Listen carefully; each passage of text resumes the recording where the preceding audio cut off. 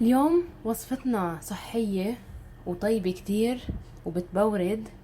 سموزي القهوة رح نحضره بدقيقة واحدة بس، وبطريقة كتير سهلة وصحية وبدون إضافة لا سكر ولا أي مواد بتنصح. رح نعمله بدقيقة واحدة أطيب سموزي القهوة. خلينا نبلش سوا.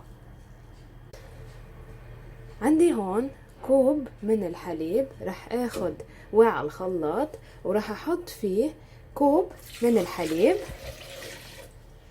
ورح اضيف فوقه ربع كوب من القهوة الدايبة.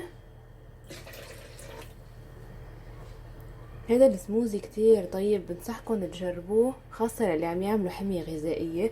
عندي هون ملعقتين من الشوفان، انا هون طحنته للشوفان يلي بنستعمله للترويقة. ملعقتين كبار عندي رح ضيفهم. وعندي اخر شي هي اختياري بس بتعطيها قوام اطيب واطيب. عندي هون نص موزة كنت حاطتها بالفريزر لحتى تعطي السموزي قوام اسمك مثل ما نحنا بنعرف، بس طبعا اللي ما بحب الموز في بكل بساطة ما يحطها. هلا رح اخفق كل هول المكونات ونشوف كيف رح نقدمهم سوا. هيك بيكون السموزي صار عنا جاهز يتقدم بهيدا الشكل.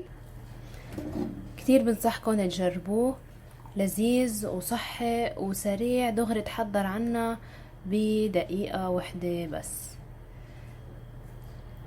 بنصحكم تجربوه تعطوني رأيكم فيه. يا ريت اذا حبيتوا الفيديو لليوم تعملوا سبسكرايب اذا بعد ما اشتركتوا بالقناة، ولايك، واكيد تعملوا لي فولو على الانستغرام، وكل اللينكس حتلاقوها تحت الفيديو بصندوق الوصف. وانا بشوفكم بوصفة بعد اطيب واطيب. ميرسي.